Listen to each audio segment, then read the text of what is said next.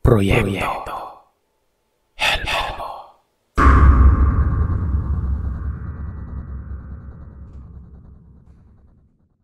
Mapagpalang araw sa inyo, Sir Seth. Habang sinusulat ko ang liham na ito, umaasa akong mababasa mo ito at maipaparinig sa iyong mga minamahal na readers, kung saan marami kaming nakasubaybay. Sa totoo lang, sikat na sikat ka dito sa aming bayan sa Mabinay, Negros Oriental. Tawagin niyo na lamang po pala ako sa pangalang Red. Mula nang isinilang ako hanggang ngayong nakapag-asawa na at may 2 ng anak, ay dito pa rin ako nakatira sa Mabinay. May sariling internet shop at madalas ding kumakalikot ng computer, dahilan para matuklasan ko ang tungkol sa channel nyo. Nagkalat na talaga ang mga nakakatakot na nilalang sa ating mundo. Hindi natin namamalayang nasa paligid na pala sila. Lihim tayong pinagmamasdan. Inoobserbahan saka ginagaya ang ating postura. Nang sa gayon ay magawa nilang manirahan sa ating mundo, kagaya ng isang normal na tao. Wala namang problema yun kung ako lang. Naisip ko mang isang malaking karangalan na isipin ng mga nilalang ng ating mundo ang pinakaligtas na lugar para tirahan nila. Pero hindi lahat ng mga katulad nilang elemento mababait. Iba sa kanila ay nakikisalamuha sa atin nang sa gayon ay malaman nila kung paano ba tayo itutulak sa ating kapahamakan. Aminado akong may katigasan talaga ang ulo ko noong magdi-18 anyos pa ako. Walang araw na hindi ako gumagala. Sabi nga ng nanay ko ay uuwi lamang umano ako kapag gutom na. Tapos ay mawawala na naman sa bahay kapag nagkalaman ng tiyan. Hindi ko itatanging likas akong batugan noong araw. Gayunpaman, nagbabago din pala ang tao kapag lilipas na ang mahabang panahon, kung saan magkakapamilya na. Noong araw, nakasanayan ko nang magpunta lagi sa basketball court sa may baryo na kung ikukumpara ngayon, hindi na talaga matatawag na basketball court. Ito yung tipo na may kataasang posting sinadya lamang itayo, tapos nilagyan lang ng pinabilog na tubo para magmukhang ring. Simple lamang ang mga tao noong araw. Kahit ngayong payak na kwentuhan ay madalas pinagkukumpulan ng mga magkakaibigan. Hindi naman talaga ako mahilig sa larong basketball pero may mga kaibigan akong gabi-gabing nasa lugar na yon. Wala lang, tambay lang. Hinihintay yung mga dadaang chicks, tapos susundan na. Mababait naman kami at may respeto sa babae. Likas lang talaga kaming mahilig gumala. Tatambay ako doon mula alas 7 ng gabi hanggang alas 11. Hindi pa nakakatakot nung araw. Wala pang gaanong krimen. At palaging kaligayahan lamang ng mga tao ang trabahuhin ng mga gawaing bahay. Pinagmasdan ko ang kabuuan ng basketball court. Maaliwalas pero maingay. May nagkakantsyawang magkakaibigan din sa katapat naming pwesto. At may iilang stalls ng lomi, tempura at fishball sa malamig, cotton candy at karinderya. Nagmistulang plaza ang lugar sa dami ng mga tao na sinadya lang magpunta doon para makapamasyal.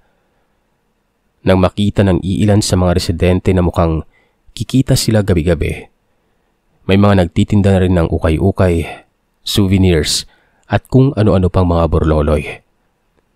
Nakakatuwa naman kasi lahat ay nagsisikap at pinagtutulungang masihan ang mga taong sadyang napapagawi sa lugar na yon, lalo na mga dayo. Siniko ako ni Elmer, isa sa mga kaibigan ko, nang mapansin niyang nakatitig ako sa isang partikular na pwesto. "Lapitan mo na kasi," sabi niya, saka ininguso si Carmela. Napapahiyang tumango ako sabay biglang simangot kay Elmer. Inutusan pa niya ako ay may sarili naman akong diskarte. Hindi ko na siya pinatulan pa at basta na lamang akong nagpaalam na uuwi na noon. Lingid sa kaalaman ng lahat, maliban kay Elmer, si Carmela talaga ang dahilan kung bakit ako palaging dumadayo sa baryo tuwing gabi. Makita ko lang siya at masulyapan ng ilang minuto ay ayos na ako. Crush ko si Carmela at sa pagkakaalam ko ay marami din ang pumoporma sa kanya. Sa totoo lang ay nababahala ako. Karamihan sa mga lalaking manliligaw niya, kung hindi man mga kilalang tao sa aming baryo ay mga mayayaman naman. Walang-wala ako kung ikukumpara sa kanila. Idagdag pang magsabog ng katorpya ng Panginoon, ay sinaluho na yatang lahat kaya kahit mamatay-matay na ako sa pagkakagusto sa kanya ay hindi ko man lang magawang ipagtapat ang aking nararamdaman. Hindi na rin naman ako umaasang mapapansin ni Carmela. Sikat siya at matalino. Madalas pang nagiging kandidata sa paligsahan ng pagandahan sa aming lugar. Nagpaalam na ako sa aking mga kaibigan at naisip na umalis na. Habang naglalakad, naisip kong sumipol-sipol. May kadiliman na sa kalsada at kakahuyan pa.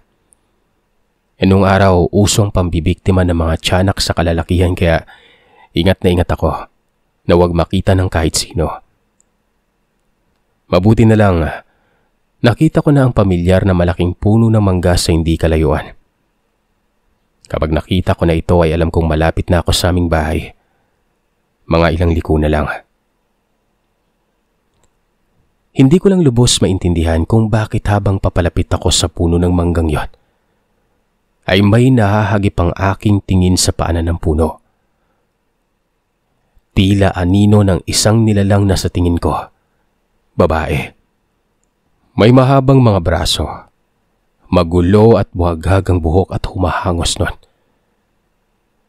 Naramdaman ko ang paggapang nakilabot sa aking buong pagkatao. Alam ko na ang mga galawang ganito. Kaya tahimik kong inilabas ang aking punyal sa 7 beses na isinaksak sa lupa nun. Wala na akong pakialam kung magmukha man akong sintu-sintu sa aking ginagawa. Pagkatapos nun, 7 beses ko rin itong kinagat. Ito kasi umano ay sumpa kapag may nag-aabang na isang aswang sa isang taong pauwi na. Masyado umanong tuso ang mga aswang, Sir Seth. Magpapakita sila at mananakot pero hindi naman talaga sila ang nakikita natin. Sa harapang bahagi na akala natin aswang. Siyempre, manlalaban tayo kapag nagpagapang na ito ng mahabang kuko na ikakataranta ng kahit sino.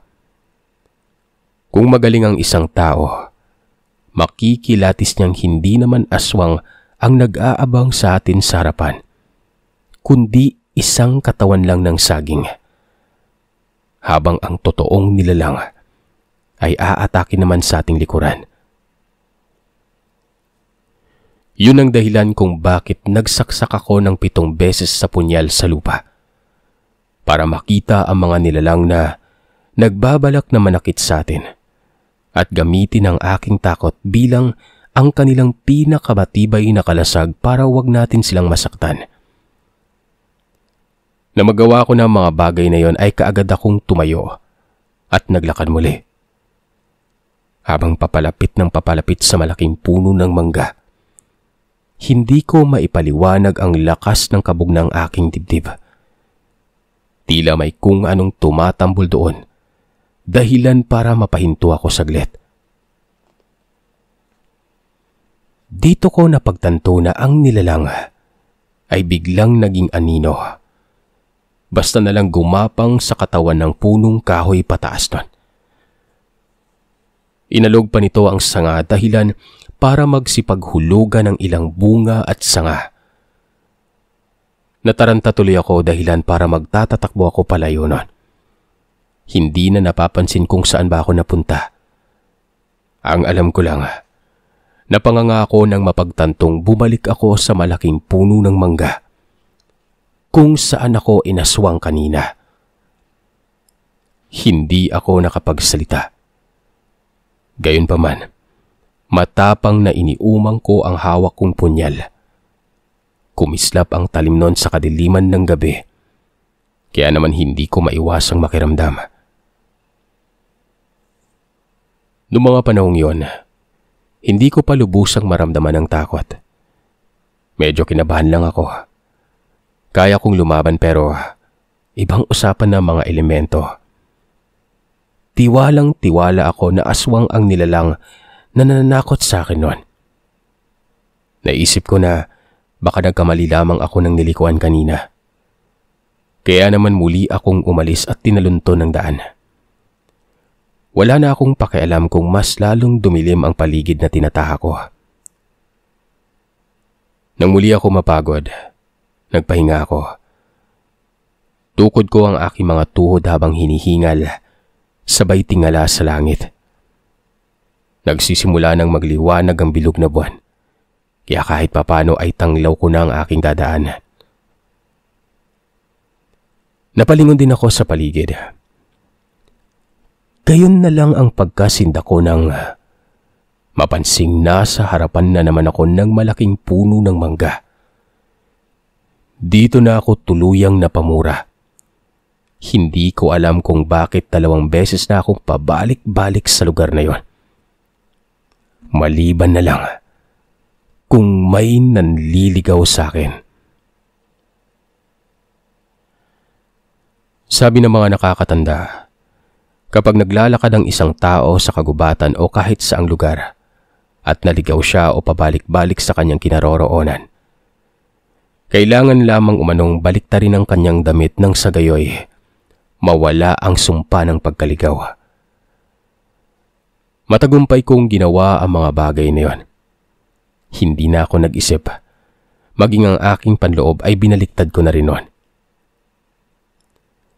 Nang masiguro kong handa na ako ay nagmadali naman ako sa pag-alis sa lugar kung saan naroroon ang punong mangga. Nakakailang minuto na ako sa paglalakad hanggang sa tuluyan na akong mapamura ulit ng napakalutong. Nang sa paghinto ko sa aking nilalakaran ay matuklasan ko nga nasa harapan ulit ako ng puno ng mangga. Gigil na gigil akong nilamukos ang aking mukha dahil sa labis na inis. Maayos lang akong naglalakad para makauwi pero napagdiskitahan pa ako ng pakialaman ng lintik na nilalang na yun na gutom na yata at balak pa akong biktimahin. Hindi ako nakatiis. Nilapitan ko ang puno at pinagsisipa. Ano bang problema mo? Bakit kailangan mo akong iligaw? Lubayan mo ako kung ayaw mong putulin kita bukas Wika ko pa. Saka dinuraan ang malaking punong kahoy na yon. Dahil sa tindi ng inis ko ay naisip kong sumandal na lamang mismo sa puno. Nakiramdam. Tahimik na ang gabi. Tanging kuliglig at mga panggabing insekto na lamang ang maririnig mo. Maliwanag din ang buwan at kompleto sa mga bituin. Napakagandang tingnan ng langit kung hindi lang ba ako naliligaw ngayon at naghahanap sa daan pa uwi.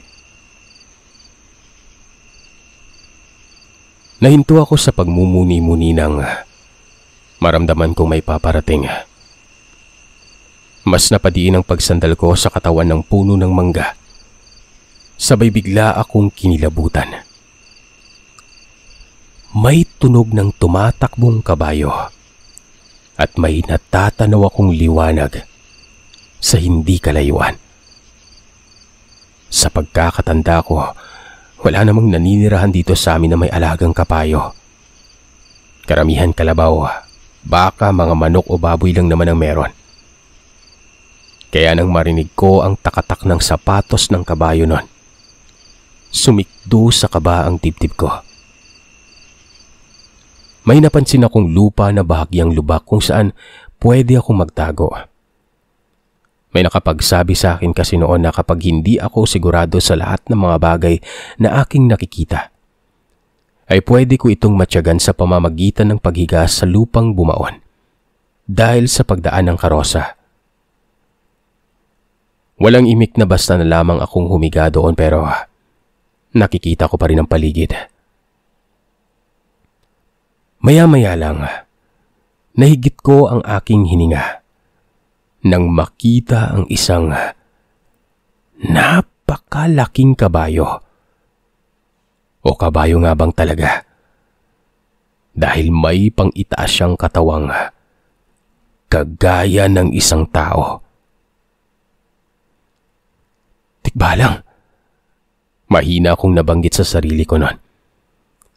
Dahil dito, mas lalong lumakas ang kaba sa dibdib ko. Tila ba pinaghalong sindak at kilabot ang nararamdaman ko noon. Malaki ang katawang tao ng nilalang na ito. Kayumanggi at mukhang malakas. Ang kanyang katawan naman pababa galing sa bewang papuntang paa ay siyang katawan ng kabayo. Ganun din ang kanyang ulo na may mapupulang mga mata. Napatirik ang mga mata ko dahil sa labis na takot. Hindi ko alam kung ano ba ang una kong magiging reaksyon ngayong nakaharap ko na ang nakakahindik na nilalang. At mukhang hinahanap pa ako noon. Labis lang ang aking pasasalamat dahil epektibo ang sinabi sa akin ng kakilala ko noon na kapag nagdududa akong elemento ang isang nilalang, ay kaya ko siyang makita kapag nagtago ako sa mga lupang dinaanan ng karosa o hindi kaya ay malalaking gulong ng truck. Ng mga oras na yon, hindi ko alam pero parang malapit na akong mabaliw sa takot. Hindi ko alam kung sa paanong paraan ko ikakalma ang sarili ko. Takot na takot din ako kaya naman kahit alam kong hindi ako nakikita ng tikbalang na yon, nagdasal pa rin ako. Nang makita kong umusad siya palayo, napahinga ako ng maluwag. Natitiyak kong nilubayan na ako kaya naman bumangon ako sa aking kinahihigaan at matamlay na naglakad pa uwi ng bahay. Grabing nararamdaman ko ng mga oras na yon. Kaya hindi ko man lang magawang matuwa nang wala na ang nilalang sa paligid. Saka lang ako naging kampante na makita ko ang binabagtas kong daan ay papunta na talaga sa bahay namin.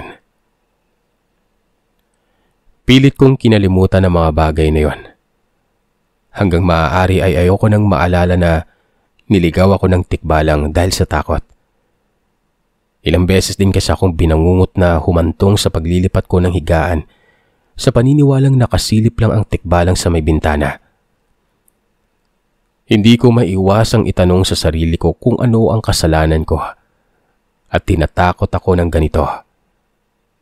Unang-una yung aswang, di ba? Tapos humantong ako sa pagligaw sa akin ng tikbalang na yon. Mula noon, kahit hindi ko man kinikwento kina tatay ang tungkol sa aswang, naging maingat pa rin ako. Hindi ko kayang isiping maliban sa presensya nito ay nakaabang din ang elemento na hindi ko alam kung magkakampi ba o hindi. Imbis na gabi, sa hapon na lamang ako gumagala. Pero hindi pa rin ako nadala, di ba? Tinatanong ako ni na Elmer ko bakit daw nagbago ang oras ng pagtambay ko sa basketball court. Gustong-gusto kong sabihin sa kanila ang totoo kaso lang natatakot ako na maasar nila ng katakot-takot. Hindi ko kayang tanggapin kapag kinilala nila akong duwag o kahit na ano pa man. Pero totoo nga yata yung usaping kapag iniiwasan, sadyang nanunodyo. Kung kailan kasi na ayaw kong dumaan sa may kalsada kung saan ang puno ng mangga, saka naman ako ginabi sa pag-uwi. Nang matagalan ako sa paglalakad mula sa paghahatid ng kalabaw ni na Tiyo sa kabilang bayan na hiniram ni na tatay para sa pagsasaka. Malayo pa lang ako sa aking kinatatakutang kalsada. Napamura na naman ako noon. Wala akong ibang dadaanan kundi doon lang. Kaya habang papalapit ako doon, inilabas ko ang aking itak, pati na ang aking punyal. Kung may magpapakita man sa akin ng mga oras na yon, Sisiguraduhin kong mailaban ako kahit papano. Halos hindi humihinga na gumawa ako ng hakbang papalapit sa kakahuyan.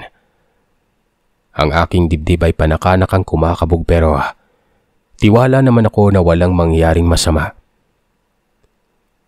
Alam kong magiging maayos ang lahat. Nakasisiguro ako. Pero nang hindi pa ako nakakalagpas sa malaking puno ng mangga, nararamdaman ko na ang pagtayuan ng mga balahibo ko. Yung kabog ng dibdib ko ay mas naging marahas. Tila ba nabibingi na ako noon. Bago pa man ako makahakbang muli, alam kong muntikan na akong atakihin sa puso ng mahagip ng tingin ang matangkad na nilalang na yon. Nasa gilid ng daan. Walang kakilos-kilos. Ni walang sinasabing katiting na salita. Dito ako nilunod ng tuluyan ng aking takot.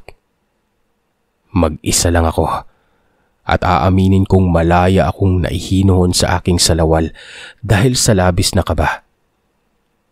Hindi ako nakapagsalita at nakatitig lamang sa tikbalang na sobrang tatag na nakatayo sa gilid ng daan. Nariyan ang mahaba niyang 4 na paa at mukhang nagbabanta ng malalakas na sipa sa oras na magkamali ako sa aking galaw. Nang umungol ang nilalang ay napaatras ako at bahagyang natauhan. Natatakot man ay pilit kong pinairal ang galit para sa nilalang. Anong karapatan niyang takutin ako? Dumaraan lamang ako sa lugar na ito at hindi naman ako nang aabuso.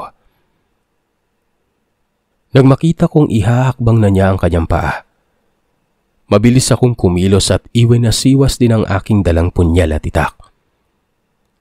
Kung may makakakita man sa akin ay aakalaing isa ako sa mga kasapi ng katipunero dahil sa tapang ko makipaglaban. Nagngangalit ang mga bagang ko sapagkat ni pangontra ay wala man lamang akong maisip para ibato man lang sa nasabing nilalang na yon. Tila pumosisyon din ang tikbalang na labis kong ikinabahala. Aminado akong matatalo niya. Dahil sino ba naman ako para kayanin ang lakas niya, di ba? Simpleng tao lang ako. Walang kapangyarihan. Pero bigla akong may naisip ng Sir Seth. Sabi ko, pwede pala akong magkaroon ng kapangyarihan. Nasa harapan ko lamang yon. Kailangan ko lang tapangan ang aking sarili ng sa gayon ay makuha ko ang agimat na sinasabi ko. Naghanda sa pagsugod ang nilalang sa akin nun. Pero iba na ang naiisip ko ng mga oras na yon. Siguro mahirap, pero hindi naman ako titigil hanggat hindi ko nakukuha ang bagay na kailangan ko sa kanya. O kung mapatay niya ako. Kasalanan niya naman ito sa isip ko nun. Hindi ko ito maiisip kung hindi niya akong ginugulo. Nang tumakbong pasugod sa akin ng tikbalang ay hindi na ako kagad nag-aksaya ng oras. Hinayaan kong salubungin siya para lang dumausdos sa paanan niyang pababa pala at hindi patag nun. Lumagpas sa akin ng tikbalang samantalang dumaan naman ako sa ilalim ng katawan niya. Tila bumagal ang buong paligid nun. Wala akong ibang naisip kundi ang makatayo kaagad bago pa man niya ako maunahan. Kaya naman nang matanaw ko na ang likuran niya, matapang akong lumundag saka mahigpit na hinawakan ng kanyang may kakapalang gugulugod o yung tinatawag nating spine sa may bandang likuran. Napatunog kabayo ito. Sinubukang magpumiglas pero mas mariin ang pagkakahawak ko sa kanya. Pagkuway kabisadong ginawa ko ang kung anong naiisip ko na gawin nun para mabilis na makasampa sa likuran niya na naging dahilan para mas lalong umatungal ang nilalang na yon. Mabuti na lang, sanay din akong sumampa sa mga baka at kalabaw. Kaya naman kahit papano ay nagawa ko yon. Lumakas ang loob ko. Tinapik siya ng 3 beses. Hindi mo na kailangan magwala. Nahawakan ko na yung gulugod mo. Ibig sabihin nun, di ba? Ikaw, magiging alipin ko na. At wala kang ibang gagawin kundi sundin ang lahat ng iuutos ko. Sabi ko sa kanya na nagdadasal din na sana totoo ang mga kasabihan nun. Dahil kung hindi, yari talaga ako, Sir Seth. Hindi ako nagpakita ng takot kung kaya't biglang kumalma ang tikbalang. Saka ako bumaba sa harap niya. Sa labis kong gulat, yumuko sa akin ng nilalang at gamit ang isipan niya, nakipag-usap siya ng hindi man lang ngumanganga ang kanyang bibig. Magmula umano noon ay siya na ang aking alipin. Hindi ako kaagad nakakilos dahil sa labis na tuwa. Hindi ako makapaniwala na ang dating nilalang na kinatatakutan ko ay siya pang magiging utusan ko kagaya ng sinabi sa akin ni Lolo. Totoo nga ang ganon. Nakita ko pang ngumanga ang tikbalang at may nagliliwanag na bagay ang lumabas mula sa bibig niya. Isa itong bilugang klase ng bato na makinis pero mas maliit pa sa holen. Nang tinanggap ko ito ay nagliwanag din ang aking kamay. Saka basta na lamang naglaho ang kakaibang bagay na yon. Sabi sa akin ni Lolo nung bata pa lamang ako, ang mga tikbalang daw talaga ay likas na mapagkutya, mapagbiro, at siyang salarin sa libu-libong taong nawawala sa mga kagubatan. Maliban pa doon, siyang sinasabing tagapagbantay ng portal tungo sa mundo ng mga engkanto.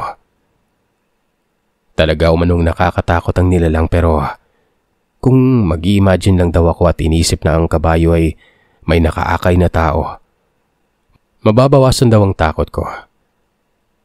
Kailangang makalamang ako sa tikbalang. Malakas daw talaga ang katawan nito, pero ang kailangan ay ang maging mautak. Ayon pa kay Lolo, kapag nahawakan ng maigi ang kanyang gulugod, saka palang susuko sa nasabing tao ang tikbalang na yon. Kagaya ng ginawa ko. Dala ko hanggang sa pag-uwi ang hindi ko alam na siguro kasiyahan din dahil sa nagawa ko. Tila ba panaginip lamang ang mga nangyari at parang normal lang na bumalik ako sa dati kong gawi. Naglaho na rin ang takot ko sa tuwing naglalakad ako ng mag-isa sa gabi. Pakiramdam ko ay naririyan lamang ang nilalang. Binabantayan ako. Kaya naman ang gala ko na hanggang 11:00 ay umaabot ng 2:00. Nagagawa ko yun sa loob ng buong linggo. Paano ba naman? Natutulog ako sa umaga. Mas lumakas din ang loob ko para pormahan si Carmela. Kahit nangungupit lang talaga ako ng pera sa bulsa ni tatay para ibili ng regalo na ibibigay ko sa kanya. Masaya ako noon. Dahil nakikita ko ang mga matatamis ng ngiti ng dalaga pero hindi na mga karibal ko sa puso niya. Nangunguna sa nagtataas ng kilay sa aking ginagawa ay si Pedro. Isang anak ng medyo may pwesto sa gobyerno sa amin. Talagang pupunta yun sa Sir Seth, sa baryo namin para makita si Carmela. Sikat na sikat siya sa aming lugar. Sa katunayan ay agaw pansin ang kanyang mamahaling sasakyan na palaging nakapark sa gilid ng kalsada. Siya din ang tipo ng manliligaw na sangkatutak na regalo ang dinadala kapag bumibisita. May mga bulaklak, mamahaling tsokolate at mga imported na prutas. Mabait si Pedro para sa ibang tao pero nang malaman niya ang pagtatangi ko kay Carmela, may mga bagay na palihim na siyang ginagawa laban sa akin. May mga bagay na alam kong hindi makatao at walang kapupuntahan kundi ang kapahamakan ko. Isang gabi, nang pauwi ako sa bahay, naramdaman ko na kaagad na may ibang presensyang nagmamatyag sa akin noon. Ewan ko ba, matapos ang gabing nagkaharap kami ng tikbalang ay alam kong may nagbago sa akin. Alam kong may mga kakayahan akong nakuha na sobrang hirap ipaliwanag. Mga lugar na kapag pilit kong tinititigan, kusang lumilinaw kahit ilang milya na ang layo nito. Ang pandinig kong kahit ilang kilometro na ay naririnig ko pa rin. Higit sa lahat, nagkakaroon ako ng mga panaginip na alam kong pasilip mula sa hinaharap. Nakikita ko ang posibleng mangyari sa akin kapag hindi ko naiwasan ng mga ganito at ganyan. Kaya nang maramdaman kong nanganganib ako ng gabing yon, kabadong inihanda ko ang sarili ko. Kinuyom ang palad.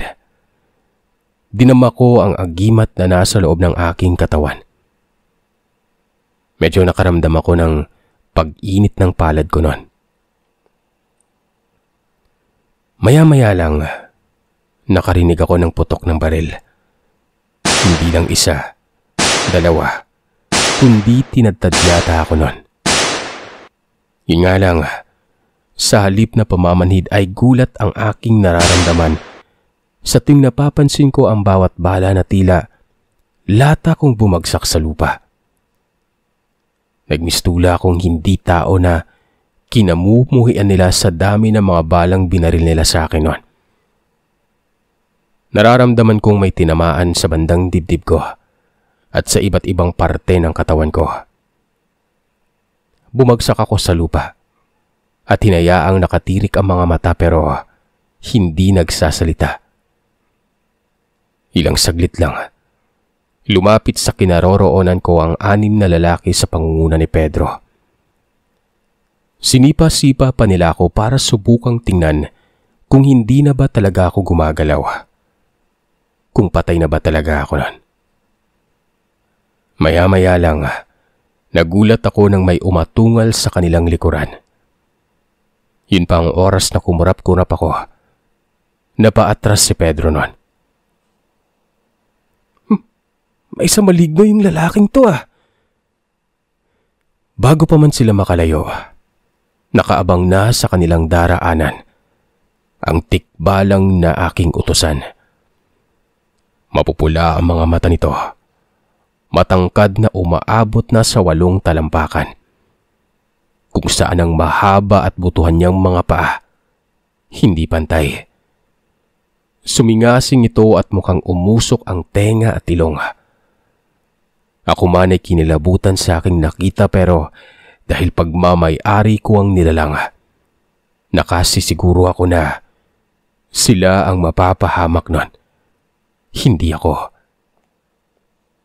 Bumangon ako para lang mas masindak nang makitang nagsipaghulugan ng balang hindi man lang tumagos sa aking katawan.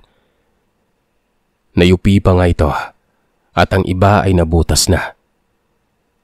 Sanlaksang kilabot ang aking nadarama habang iniisip kung tao pa ba ako.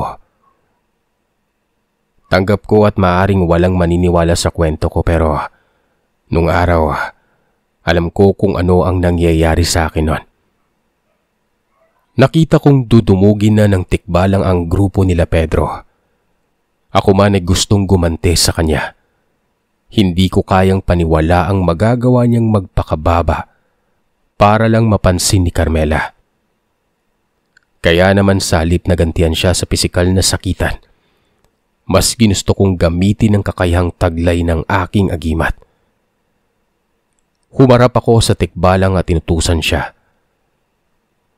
Takutin mo ang grupo ni Pedro at iligaw. Huwag kang titigil hanggat hindi sila magtatanda. Mariin kong wika na ikinaungol ng nilalang. Tanda na ikinatutuwa niyang utos ko. Dito ay nagsimula ng magtakbuhan ng mga kasama ni Pedro. Maging siya. Kung saan-saang sulok ng kakahuyan sila nagtakbuhan hanggang sa hindi na sila aabot pa sa aking paningin. Bumangon naman ako at tinama ang sarili ko noon. Talagang wala akong nararamdamang sakit o sama man lamang ng katawan. Kinilabutan ako at hindi na napigilang damhin ng pagtataasan ng aking mga balahibo. Alam kong hindi na ako kagaya ng dati. Sumunod na araw ay kumalat sa buong basketball court ang nangyari kina Pedro. Natagpuan silang nangangatog ang mga tuhod sa labasan ng kagubatan, hindi makausap. Kalaunan, dinala sila sa piitan kung saan, alam niyo na, yung mga nawalan ng katinuan. Sa bintang na sila ay lulong sa droga at kung ano-ano ang nakikita nun. Ako naman, ginamit ko sa mabuti ang agimat. Pero totoo pala ang sabi ng marami na may hangganan nito. 25 anyos ako nang kumawala sa pangangalaga ng tikbalang at nagpagamot sa isang albularyo. Sa ngayon, masaya akong namumuhay kasama ang aking asawang si Carmela. Siyempre, 'di ba? Sino ba namang hindi magiging masaya? Nakuha mo yung babaeng pinapangarap mo. Ay, hanggang dito na lamang po, Sir Seth. Maraming salamat.